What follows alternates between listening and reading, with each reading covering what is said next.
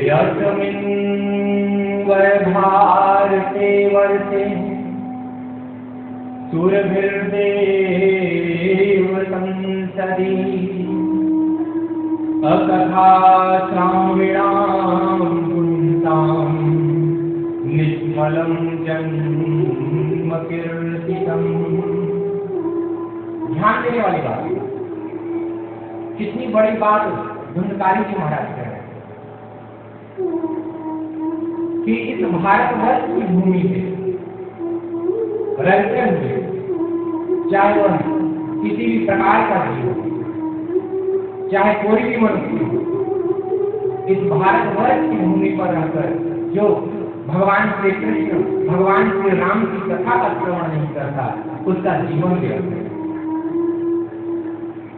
कितनी बड़ी बात है, उसका जीना व्यर्थ है, उसका जीवन व्यर्थ है। उसका जीवन तो पशु के ही समान है, उसमें और पशु में कोई अंतर नहीं है।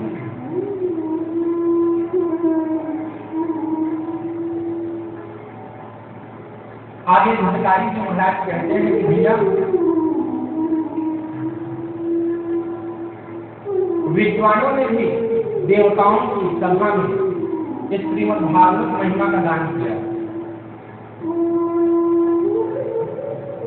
गान क्या किया है कि इस भागवत का सर्वोत्कृष्ट काव्य और कोई इस कलयुग में दूसरा नहीं। गोकर्ण जी महाराज से धुंधकारी जी महाराज कहते हैं कि यह जो शरीर है ना, देखिए इस शरीर की बनावट धुंधकारी जी महाराज बता रहे हैं। यह जो शरीर हमें प्राप्त हुआ है, इसका आधार क्या है? यह किस पर टिका है?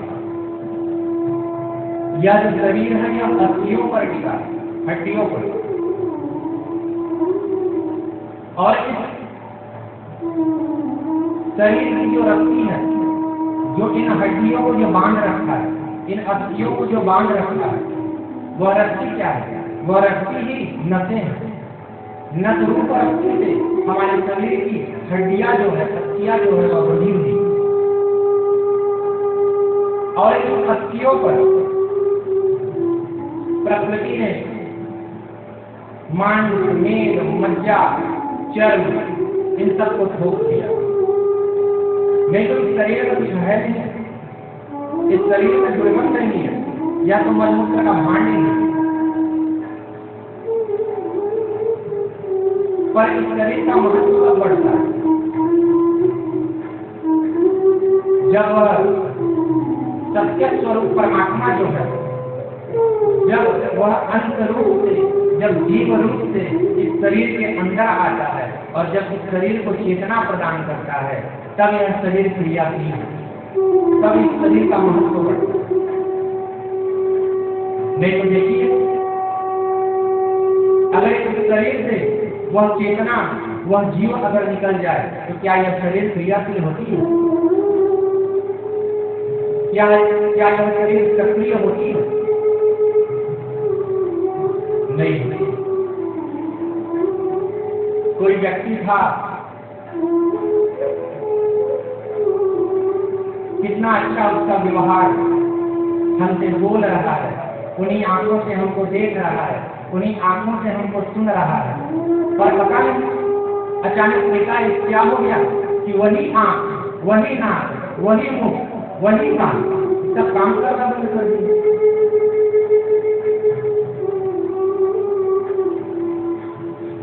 ऐसा क्या उसके शरीर से निकल गया? शरीर तो वही है ना,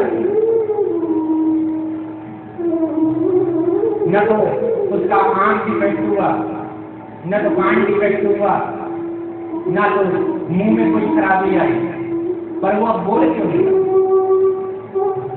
वह कानों को सुन क्यों नहीं रहा?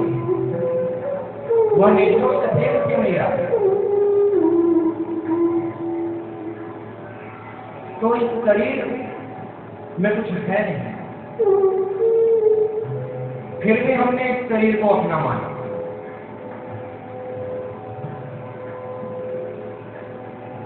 इस प्रकार गोकर्ण जी महाराज ऐसे मनुष्य जो सिर्फ इस शरीर को ही आत्मा मान बैठे हैं और भगवान की कथा भगवान के भजन से दूर रहते हैं, इनकी निंदा की।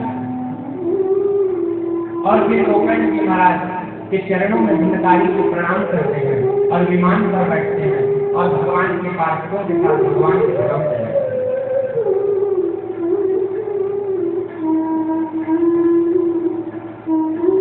इधर और भी जिसमें श्रोता करते हैं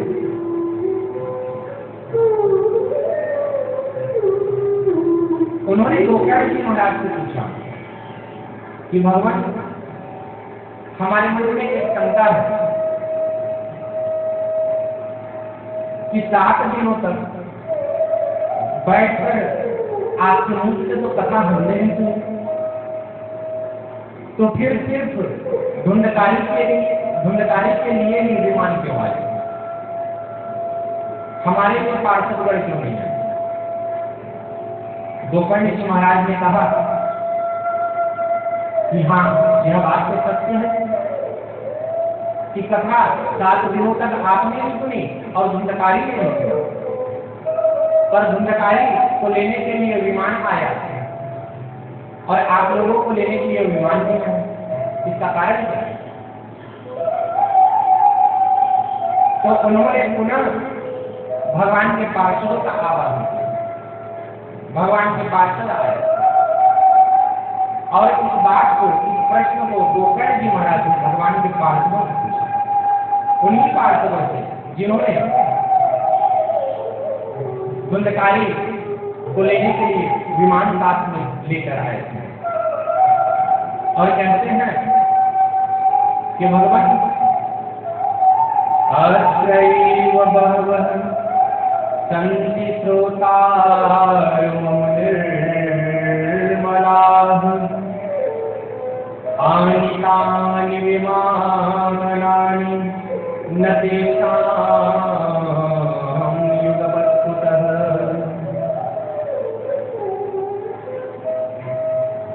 गोकर्ण जी महाराज कहते हैं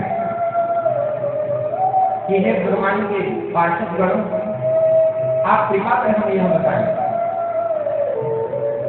कि यहाँ पर तो हजारों की संख्या में श्रोतागण बैठे हुए थे, इन्होंने भी भगवान की कथा सुनी, पर आपने धुंधकारी के लिए विमान क्यों नहीं रखाया? विमान तो इनके लिए भी आना चाहिए। फिर कथा श्रवण के फल में इस प्रकार का भेद क्यों कि एक को तो फल मिला और दूसरों को नहीं मिला?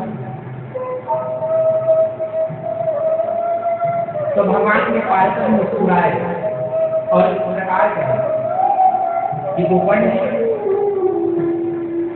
देखिए, कथा श्रवण का एक नियम है।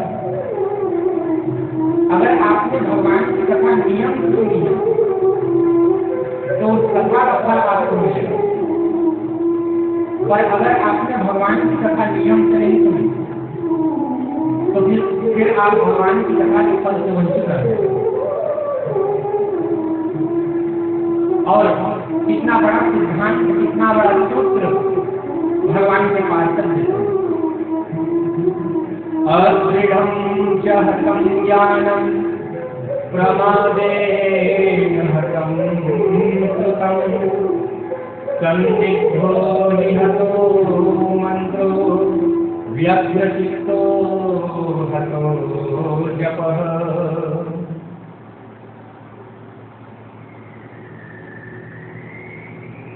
भगवान के पार्षद कहते हैं अदृढ़ं च हतं ज्ञानं प्रमादेन हतं श्रुतं संदिग्धो ही हतो मंत्रो व्यग्रचित्तो हतो जपः। अर्थात कि अदृढ़ं च हतं ज्ञानं, जिस ज्ञान में दृढ़ता ना हो वह ज्ञान निष्फल हो जाता है। अगर आप शास्त्रों का, इतिहासों का स्वाध्याय कर रहे हैं, उन्हें पढ़ तो रहे हैं, पर अगर उस स्वाध्याय में दृढ़ता नहीं है तो उस ज्ञान का कोई लाभ नहीं होता। अदृढ़ं च हतं ज्ञानं और प्रमादेन हतं श्रुतं।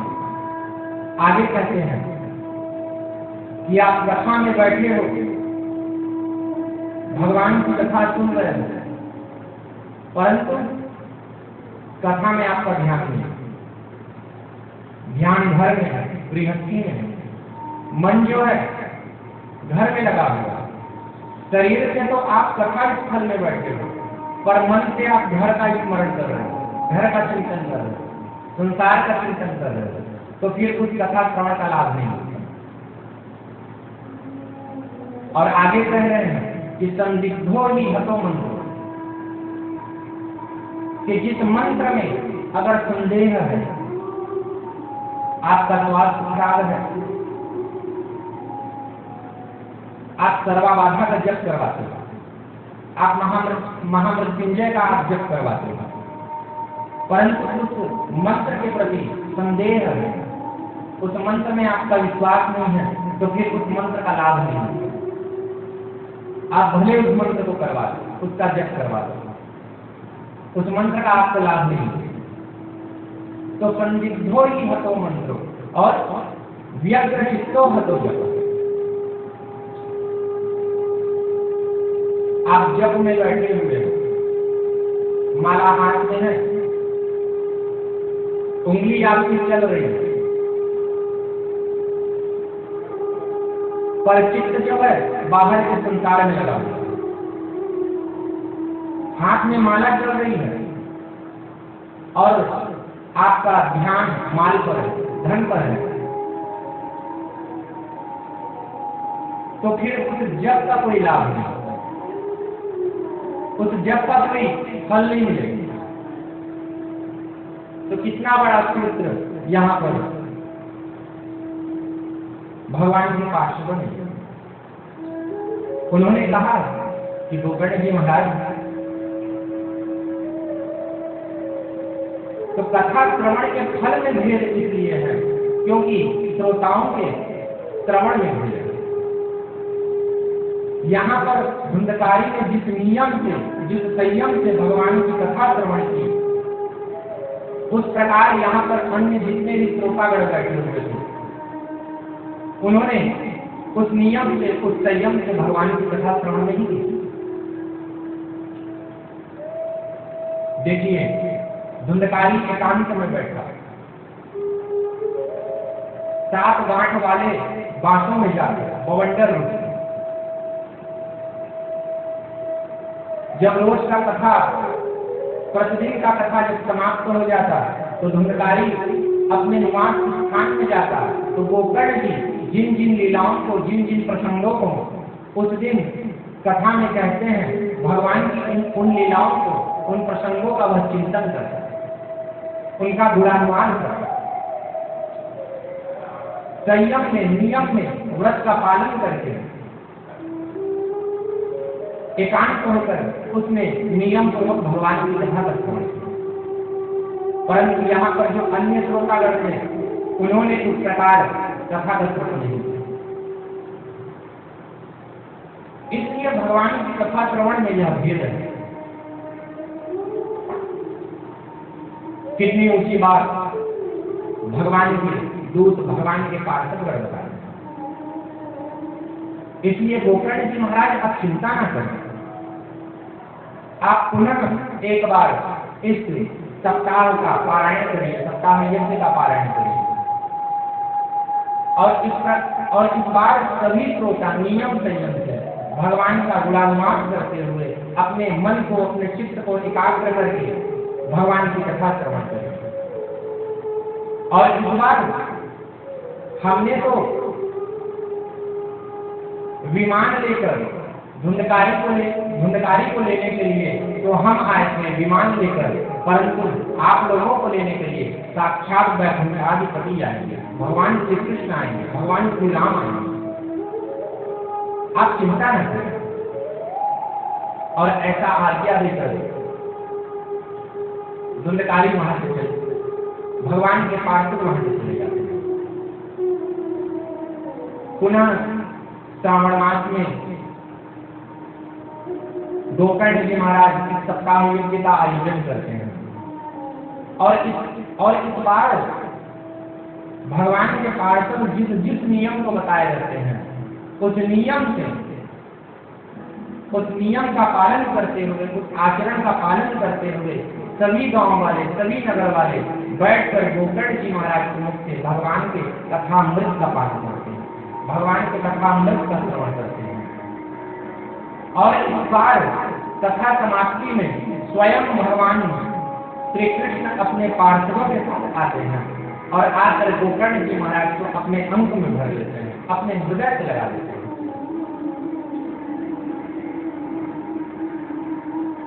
और जिस प्रकार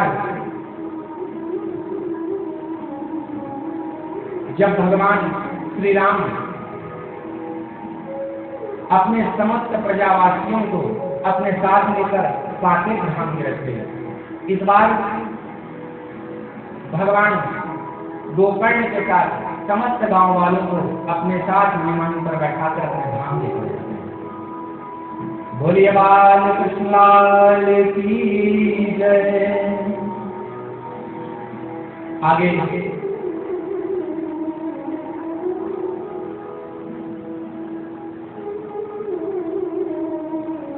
सरकारी ऋषि कहते हैं कि नारद जी महाराज इस प्रेत की मुक्ति में इस कथा के श्रवण को। अब हम इसका आध्यात्मिक पक्ष श्रवण करते हैं, इस प्रसंग का। देखिए, भगवान की कथा, भागवत की कथा के तीन पक्ष होते हैं। एक आध्यात्मिक पक्ष होता है, एक आधिदैविक पक्ष होता है और एक आधिभौतिक पक्ष होता है। तो ये जो प्रसंग जो है, आध्यात्मिक पक्ष होने का अर्थ क्या है, ये पक्ष क्या है, हमें यह समझना है। भगवान के जितने प्रसंग होते हैं, भगवान की जितनी कथाएं होती हैं, उन कथाओं का हमारे व्यवहारिक जीवन पर क्या प्रभाव है, हमारे जीवन पर वो कथाएं कहाँ घटित हो रही है, इसी को ही आध्यात्मिक पक्ष कहते हैं। अब देखिए कि हम इस कथा के प्रारंभ करने के पहले मैंने आपसे कहा था कि तुंगभद्रा तटे पूर्वम उत्तमम, कि तुंगभद्रा तटे, यह तुंगभद्रा क्या है? सबसे पहले आप इस बात को जानें। भद्रा का अर्थ होता है बहुत कल्याण देना, अर्थात कल्याण देना, और तुंग का अर्थ होता है बहुत, जो हमें बहुत कल्याण दे, बहुत कल्याण की प्राप्ति कराए, वह तुंगभद्रा है। अब हमारे जीवन में वह तुंगभद्रा क्या है? तो वह तुंगभद्रा हमारे जीवन में हमारा यह शरीर है, यह शरीर ही तुंगभद्रा है। अगर इस शरीर का हम सदुपयोग करें तो यह शरीर हमें बहुत कल्याण प्रदान करता है, और अगर इस शरीर का हम दुरुपयोग करें तो फिर हमारी दुर्गति होगी। यह शरीर जो है, यह शरीर भी तुंगभद्रा है। अब आगे सुनिए, आत्मदेव जी होता है। आत्मदेव कौन है? अब इस बात को जानिए। इस शरीर के अंदर जो उस परमात्मा का जो अंश, जो जीव है, जो इस शरीर को चेतना प्रदान कर रहा है, जो इस शरीर को सक्रियता प्रदान कर रहा है, वह चेतना देने वाला ही जीव ही आत्मदेव है। यह जो जीव है, यह जीव ही आत्मदेव है हमारे अंदर। यह जीव चाहे तो स्वयं को देव बना सकता है और दूसरों को भी देव बना सकता है। इस जीव का ऐसा सामर्थ्य होता है। पर यह कब होगा? जब जीव आत्मशक्ति से युक्त हो। ये कथा समझ नहीं आ रही, बहुत गंभीर कथा है कि जो जीव है वह आत्मदेव है,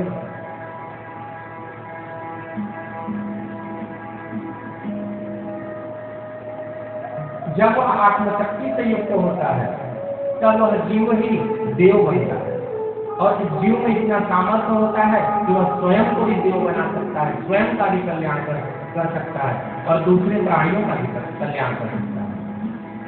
अब आप आइए धुंधली के, यह धुंधली कौन है?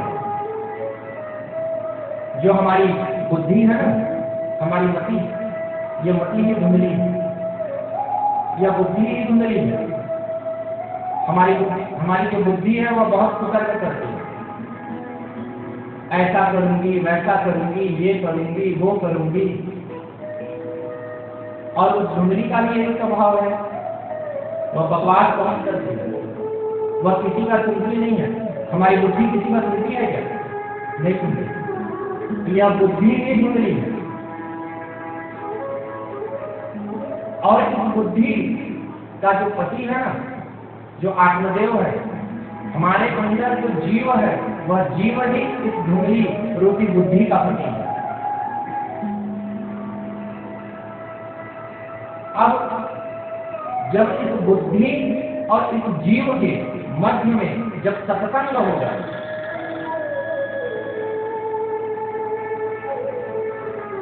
अर्थात जब कोई महात्मा आए, अब वो महात्मा कौन है? जो सन्यासी देवता के बारे, जिन्होंने आत्मदेव जी महाराज को उपदेश किया, जो सन्यासी देवता वह कौन है? वह सन्यासी देवता ही सत्संग के स्वरूप है, भगवान के नाम संकीर्तन के स्वरूप है। जब इस बुद्धि और इस जीव के मध्य जब सत्संग होता है, जब कोई संत आता है और जब सत्संग होता है, तो जो विवेक रूप जो पुत्र है ना, उन संतों महात्मा ने अपनी झोली से फल निकाल कर दिया था। तो जब सत्संग होगा, जब बुद्धि के मध्य और आत्मा के मध्य, जीव के मध्य, तो वह विवेक रूप पुत्र उत्पन्न होगा, वही फल उत्पन्न होगा, वह विवेक ही पुत्र है। जब तक बुद्धि और जीव दोनों मिलकर सत्संग नहीं करेंगे, तब तक विवेक का उदय नहीं, विवेक रूप पुत्र का उदय नहीं। तो महात्मा सत्संग हुआ, विवेक के रूप में वह फल उत्पन्न हुआ, पर उस विवेक को, जो विवेक रूप जो पुत्र है, उसको यह जो बुद्धि है यह पसंद नहीं करती। आत्मदेव ने वह फल ले जाकर धुंधली को दिया, क्या धुंधली उस फल को खाई? नहीं खाई। तो धुंधली को विवेक अच्छा नहीं लगता,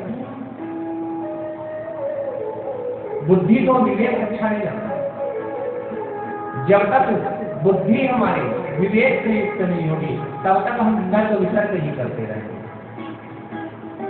तब तक हम तर्क वितर्क ही करते रहेंगे। अब आप आइए कि धुंधली की जो बहन है, वह बहन कौन है?